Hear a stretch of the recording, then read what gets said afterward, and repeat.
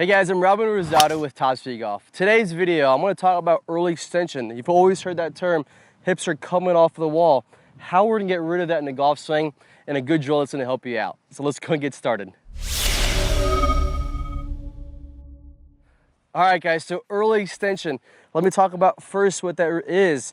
Coming down into the downswing, what's happening is our hips here, imagine a wall behind me, we're coming off of that wall. What's happening also is that we're coming out of our posture. So you may have heard that from your pro before. So I see that from all levels of golf, from amateurs to even tour players.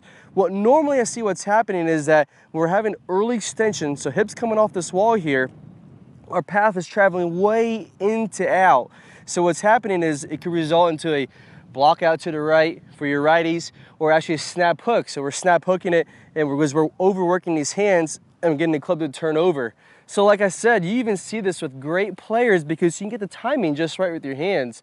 But what we want to do is try to eliminate having to use your hands right down at impact. And what we're going to do is focus on mostly getting our left side to clear out of the way. So like I said there, here's the first thing I want you to imagine. So you've always heard, okay, keep your hips up on the wall. So if I do that, if I come down into my downswing, and I try to focus on keeping both my hips up on that wall, you're gonna notice here, it's actually limiting my rotation. What it is doing, it is keeping me in my posture. I'm not having early extension when I think that, but I'm not actually getting it open. So what that does is, it fixes my posture, but it doesn't fix what's happening in impact because my hips are now staying square, and I still have to use those hands to get that club face squared up. Hips are coming in square, we're gonna have to use our hands to square it up. So that means we still need to get open.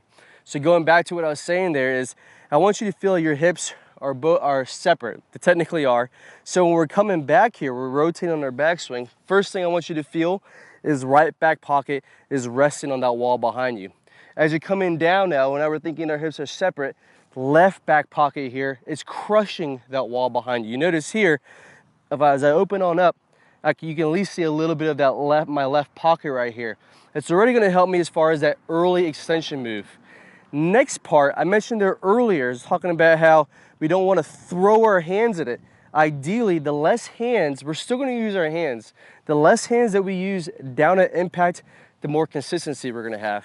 So you're still working on getting that left back pocket to crush that wall behind you in your downswing. Next part is going to be how we shallow the club to what's happening coming down at impact. So when we do shallow the golf club, so we're getting the club here on the way down, this angle here, at least you can notice this butt of the club is pointed outside of that golf ball. What's happening here is I'm squaring up the club face, I'm squaring up my arms, my hands, and there's not really much I have to do right at impact if I shallow the club out properly. So to do that, you hear me talk a lot about kind of this right elbow, the palm of right hand's creating extension, my right elbow is tucking. On the first move on the way down, you notice if I do both those moves, this club is going to want to lay off, it's going to want to shallow out. Next, as we're coming down now, what's kind of after that? Well, as we're coming down, you notice here my right elbow is going to tuck into my side a little bit. And this is the next little part. It's actually going to be that side bend crunch. So what's happening here is, as I'm coming down, I'm getting the feeling as if my right elbow is tucking into my right hip bone. It won't actually get there, but I want to get that feeling of it tucking in.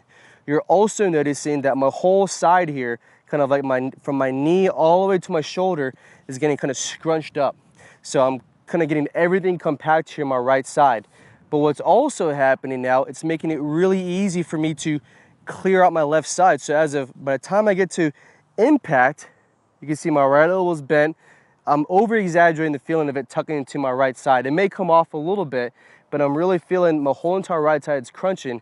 And again, you're gonna notice here, I'm able to clear out my left side way easy. You can see my left shoulder is significantly higher than my right. My left hip is significantly higher than my right as well. So my left side is now being able to clear out really, really easy. So it's accomplishing two things. I'm able to open on up, and I'm able to deliver this club face square because remember, I've shallowed out, I've kind of tucked it in, and now I'm opening on up, and that club face is coming in really, really square at impact on a consistent basis. So both of those are helping as far as early extension. What we're talking about here, again, just to recap everything, I'm clearing out that left side, allowing this left back pocket to crush that wall on the way down. and then I'm allowing my right side to kind of crunch in. We're talking to that side bend crunch. So what I want you to do in actuality is I want you to go to the top of your golf swing here. Just do this as a drill first. Go to the top, and I want you to go ahead and pause at impact. And I want you to mimic and try to get to where your hips are 45 degrees open. Maybe your shoulders are 10 degrees open here. And then again, right side or your trail side is crunched in as your lead side is opening on up. So I mentioned briefly as far as shallow at the golf club, there's a lot of great ways to do so. My favorite way is the tennis racket drill that Clay talks about a bunch. The preview's gonna play here in a second. That you wanna click on that iCard, but it's the full version of that tennis racket drill. It's really, really helpful to help you shallow the club out even more. Good player problems. We're gonna talk about shallowing that club shaft out as we're starting down, as we're doing this rotating of the face that we worked on in the last video. As we start this downswing, what you'll see with basically all of the top players is instead of coming kind of over the top and letting the hands come out away from their body, letting the club come out away from their body, again coming down steep into the ball and then having to open up, kind of fillet open the face and add loft to it. The flattening of the shaft should happen as soon as we start down. So as we start this downswing, what we want to have happening here, you can imagine that if I draw a line from the hosel of my club up through my right elbow, that's my swing plane line, my elbow plane. As I go to the top of the swing, I'm going to be slightly above that. And then as I start down, I want my hands to start to shallow out. I want the club to shallow out inside of this elbow plane. And at the same time,